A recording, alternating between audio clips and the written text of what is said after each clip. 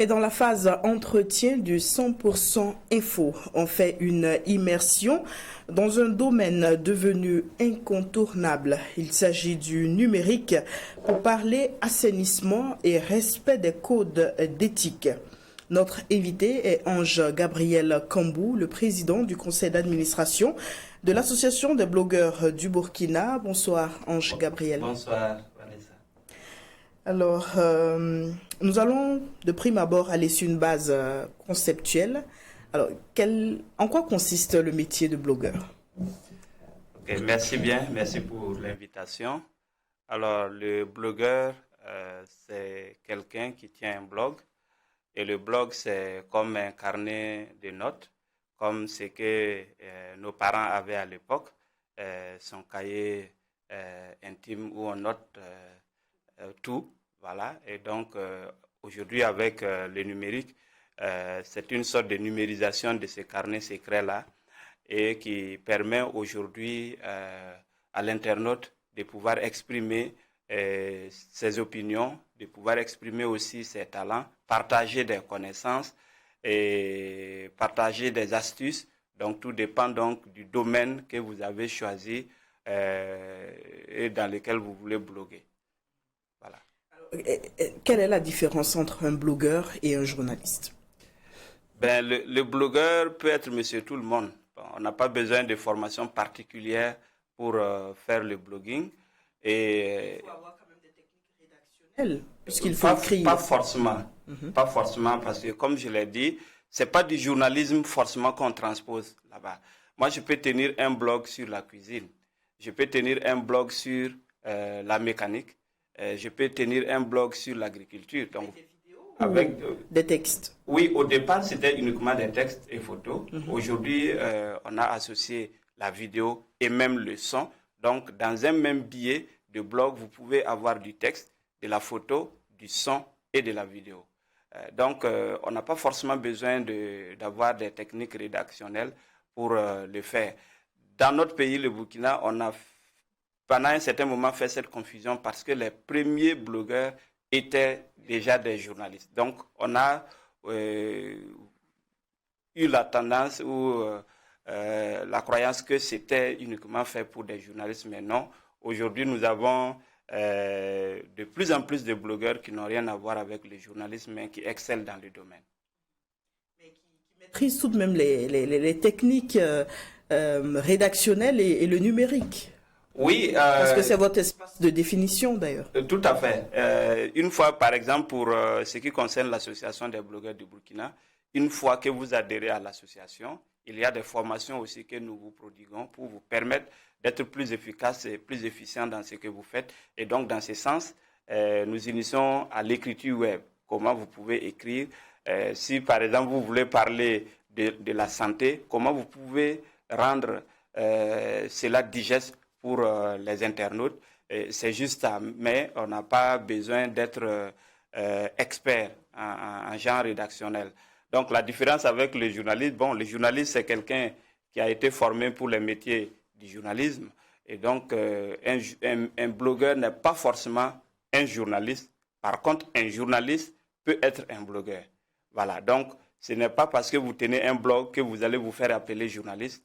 Et le blogueur ne s'oppose pas aux journalistes. Donc, ce n'est pas des métiers concurrentiels. Non, chacun fait son travail et je pense qu'on se complète en réalité.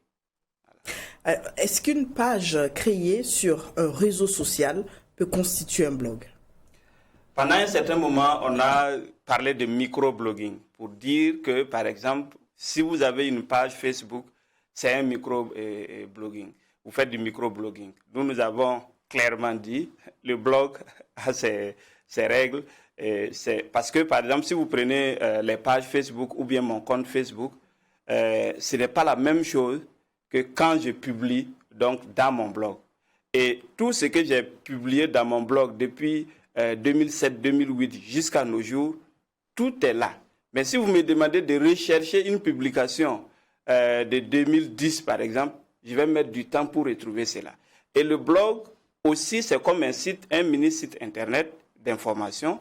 Donc, ou par exemple des étudiants qui font des recherches pour leur mémoire ou pour leur thèse peuvent consulter donc ces blogs et citer. Mais c'est difficile de citer une page Facebook ou un compte Facebook. Voilà. Donc pour nous, pour être appelé blogueur, il faut tenir un blog. Et nous avons aussi voulu faire la différence avec les activistes, par exemple.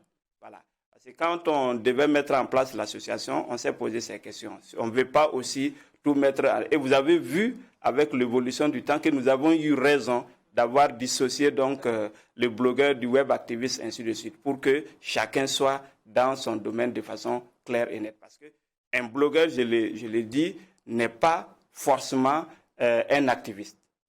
Parce que, comme je l'ai dit, si moi je tiens un blog sur la cuisine, je ne fais pas de l'activisme. Voilà. Et quand on parle d'activisme, de web activisme au Burkina, on a plus des acteurs politiques, des gens qui font de l'activisme politique. En oubliant qu'il y a d'autres domaines, surtout dans lesquels on aurait pu avoir de l'activisme. On peut faire de l'activisme pour la bonne gouvernance, pour les droits donc, des femmes, ainsi de suite. Donc, mais on oublie ces choses et on prend tout publicateur sur les réseaux sociaux comme un web activiste ou comme un journaliste ou comme un blogueur. De sorte qu'à un certain moment, certains web activistes qui avaient le vent à poupe à l'époque se sont comparés aux journalistes et se sont même dit supérieurs aux journalistes. Mais le temps a permis de faire le tri et nous nous en réjouissons aujourd'hui. Et justement, vous abordez ma question qui est de faire le constat de l'espace numérique. Le numérique est d'ailleurs un domaine que vous maîtrisez bien en tant que blogueur. Quel est le constat qui se dégage de l'usage de cet outil de nos jours? Alors, il faut dire que le constat est souvent amer par rapport à l'usage des réseaux sociaux dans notre pays parce que les gens n'ont pas compris l'importance de ces réseaux sociaux. On a pris ces réseaux sociaux, dans la plupart des cas, comme des armes que nous allons retourner contre les autres ou pour faire du mal à l'autre ou pour attenter à l'intégrité des gens ou, disons, il y a des propos diffamatoires souvent, de sorte que certaines catégories de citoyens burkinabés estiment que ce n'est pas un endroit pour eux.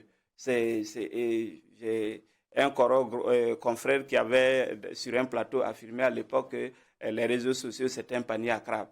Et nous disons non, ce n'est pas un panier à crabes et nous travaillons de sorte à ce que ce ne soit pas considéré ainsi et que les réseaux sociaux puissent au contraire être utilisés pour le bien-être des citoyennes et citoyens et pour le développement du pays. Parce que au départ donc, de Facebook, par exemple, c'était pourquoi? Ce n'était pas pour aller insulter les gens sur les réseaux sociaux. C'était pour la mise en relation. Donc, il faut que cela puisse demeurer. La mise en relation, le partage de connaissances, le partage de compétences, ainsi de suite. Et je pense que les premiers moments où nous étions sur Facebook, par exemple, c'était ça. Voilà. C'était dire, je suis dans la belle cité du Bafouji, je suis dans la brousse de Banfora, je suis à Paris ou je suis à New York.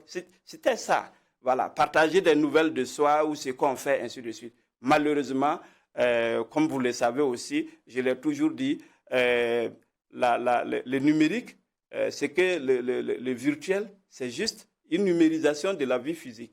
Donc, les tares de notre société, les tares physiques, se sont aussi numérisés. Et donc, c'est en réalité le reflet de notre société que nous voyons aussi sur les réseaux sociaux. Reflet hideux pratiquement, vu qu'il est devenu un espace de propagation d'un discours haineux, contraire aux valeurs même burkinabées.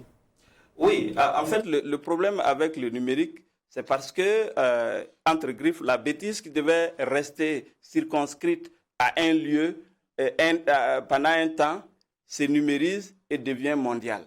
Donc, de sorte que ce qu'on faisait dans nos milieux, dans nos gargotes, dans les cabarets, se numérisent aujourd'hui. Ou bien la pensée que j'avais et que j'allais garder pour moi-même ou que j'allais partager juste avec mon grain de thé ou voilà. Donc, je mets ça sur Facebook, par exemple, et ça devient pour le monde entier. Et ça devient pour le temps des temps. Voilà, ça veut dire qu'aujourd'hui, même quand vous supprimez sur les réseaux sociaux, c'est possible de retrouver cela. Donc, c'est ça qui donne, c'est une amplification de nos tares sociales. Voilà. Donc, les réseaux sociaux amplifient simplement nos tares, mais elles ne créent pas nos tares. Elles amplifient nos tares et nos défauts. Alors, l'association des blogueurs du Burkina a été créée en 2011. Vous rectifierez si je me trompe. Reconnue officiellement le 9 janvier 2017. C'est bien cela? Oui, c'est bien cela. 2011, nous disons cela parce que c'est à partir de là que nous avons commencé à nous concerter. Comme je l'ai dit, on s'est retrouvés entre blogueuses et blogueurs. Et on s'est dit comment faire en sorte de faire profiter ce que nous savons faire et ce que nous faisons aux autres Burkinabés. Donc les discussions ont continué jusqu'en 2016 où nous avons tenu l'Assemblée générale pour formaliser l'association et l'État burkinabé nous a reconnus avec les récépissés en janvier 2017. Mission. Alors c'est d'abord de promouvoir le blogging, donc l'activité du blogging, amener les uns et les autres, parce que comme je l'ai dit, c'est plus facile par exemple de tenir un compte Facebook que de tenir un blog. Parce que si vous tenez un blog, ça devient du sérieux. Et si vous, dans votre blog, on vient aujourd'hui lire un billet, on s'attend encore à lire demain ou après-demain ou dans une semaine. Mais, et vous avez l'obligation de soigner ce que vous allez publier, de travailler à rendre ça professionnel. Donc, ce qui n'est pas le cas donc, pour les comptes Facebook. Et nous voulons aussi que les réseaux sociaux... Je ne vous coupe pas, mais il y a des comptes Facebook tenus par des personnalités, des personnages qui sont soignés, qui sont professionnels, dont la déclaration fait office de source.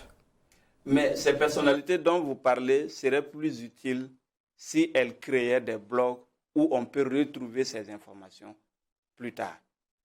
Et comme je l'ai dit, quand on fait des recherches. Mais sur les comptes Facebook, c'est difficile pour donc des chercheurs de pouvoir aller sur Facebook ou bien sur autres réseaux sociaux pour pouvoir faire des recherches académiques. Mais avec le blog, qui est un mini-site web, comme je peux aller sur le site de Burkina Info, je peux aller sur le site d'Ifaso.net, rechercher de l'information. De la même manière, donc, dans un blog, vous avez la possibilité de trouver de l'information et de citer le blog. C'est pour ça que je dis que ça devient beaucoup plus académique, plus professionnel quand vous avez un blog. Donc, et pour nous, c'est d'éduquer aussi et de former la jeunesse burkinabé à un meilleur usage des réseaux sociaux. C'est l'une des missions de l'association des blogueurs du Burkina, c'est de travailler à former les jeunes, mais aussi à les amener à partager leurs connaissances. Parce que comme je l'ai dit, quand vous avez quelqu'un qui excelle dans un domaine, nous souhaitons que la personne partage ses connaissances. Si vous êtes un professeur d'anglais, par exemple, ou un professeur d'histoire, les leçons que vous pouvez partager dans votre blog peuvent permettre aux élèves de préparer leurs examens et de réussir. Nous avons aussi pour mission de travailler à un Burkina où on ne parle pas de corruption. Donc, nous travaillons pour la bonne gouvernance. Et dans ce sens, par exemple, de 2017 à 2021, nous avons fait le suivi des politiques publiques du premier mandat donc, du président Roch Kaboré, où nous avons travaillé à mettre en lien les promesses faites pendant la campagne et les réalisations qui ont été faites pendant donc, le mandat, pour que les citoyens puissent suivre cela.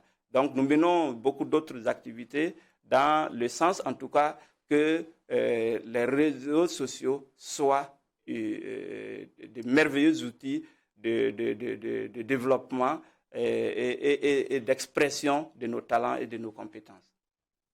Alors, le 29 novembre 2024, vous avez organisé la 3e édition du colloque national du numérique sous le thème « Rôle et place de la régulation dans l'assainissement de l'espace numérique. Alors la pertinence de ce thème ne souffre d'aucun débat.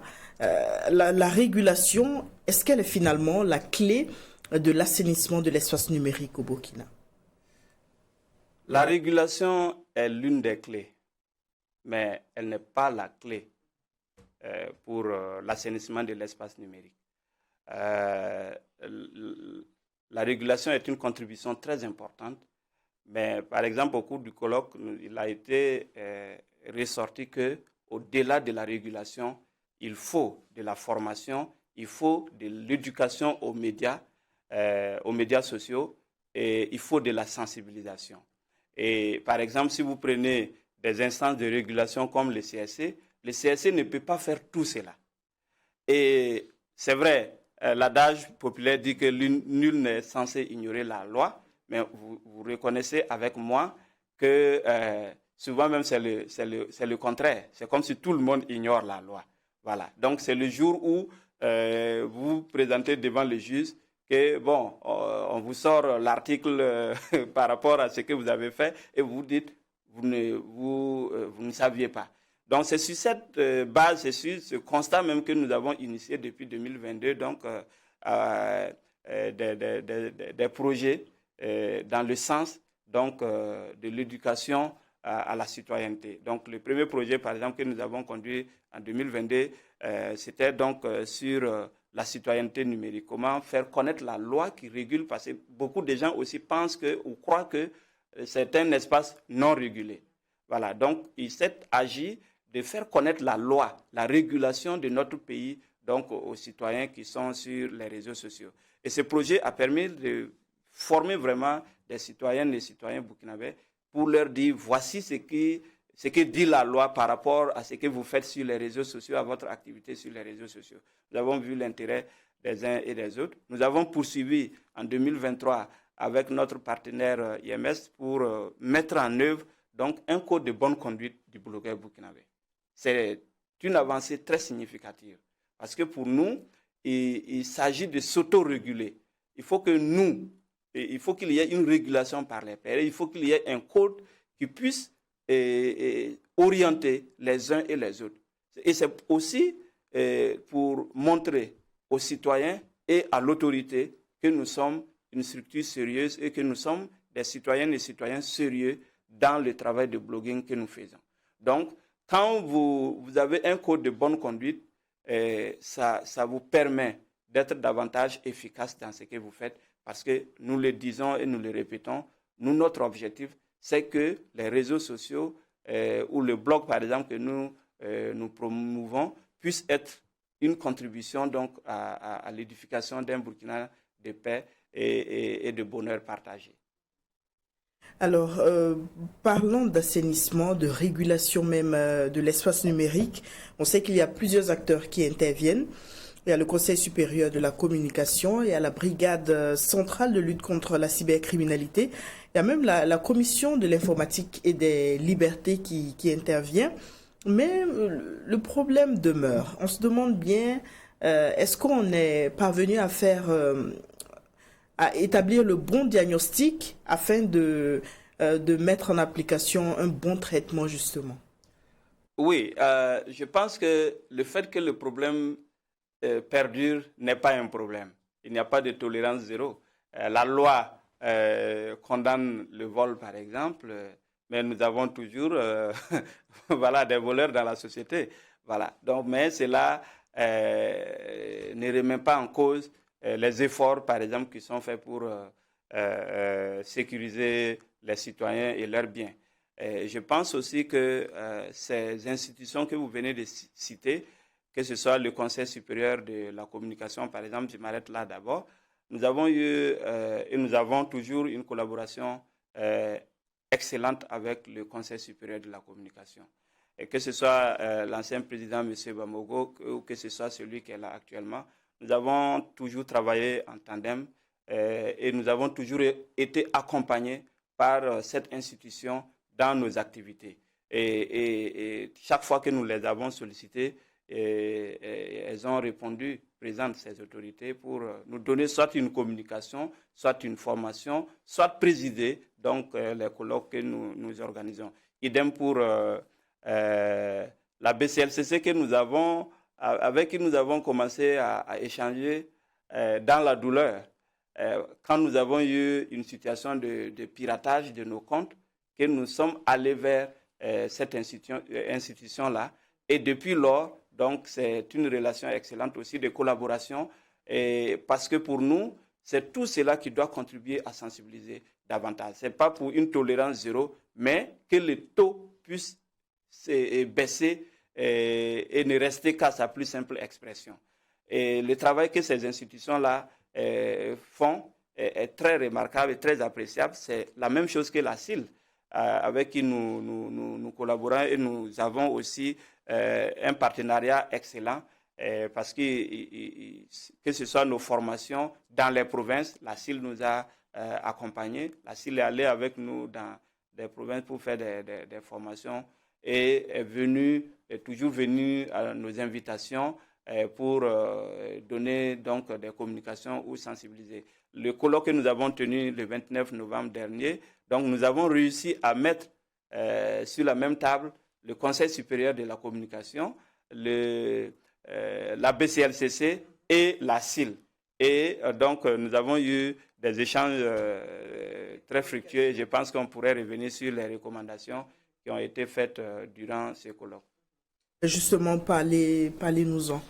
Quelles sont les recommandations qui ont été faites pour une meilleure régulation de l'espace numérique au Burkina? Alors, merci bien. Donc, la première recommandation qui est sortie donc de notre colloque de cette année, il y a donc le fait de renforcer la sensibilisation et l'éducation numérique. Nous avons remarqué que cela manque. On parle d'éducation aux médias depuis longtemps. Aujourd'hui, nous voulons qu'on associe aussi l'éducation aux médias sociaux. Il faut vraiment une éducation, il faut une sensibilisation, il faut promouvoir des campagnes donc d'éducation aux médias et à l'information et intégrer cela dans les curricula de formation scolaire pour permettre aux enfants, aux jeunes de pouvoir savoir de quoi il s'agit et de pouvoir mieux s'approprier ces outils que de les laisser eux-mêmes découvrir ces outils. Et ils deviennent souvent plus experts que les parents. Et en ce moment, il est difficile d'avoir un œil sur ce qu'ils font sur les réseaux sociaux. La deuxième recommandation est de faciliter l'accès aux sources d'informations fiables. Voilà, parce que comme nous l'avons dit, pour nous blogueurs par exemple, nous publions de l'information, nous voulons que ce soit de l'information vérifiée, de l'information vraie. Donc, et souvent, c'est difficile d'avoir accès donc, aux sources fiables. Parce que s'il y a un événement qui se passe et que, par exemple, l'autorité qui doit parler ne parle pas, donc, elle laisse cours donc, aux rumeurs. Et pour nous, ce n'est pas bien pour la quiétude sociale. Il y a aussi la troisième recommandation qui est d'encourager une régulation participative. Voilà.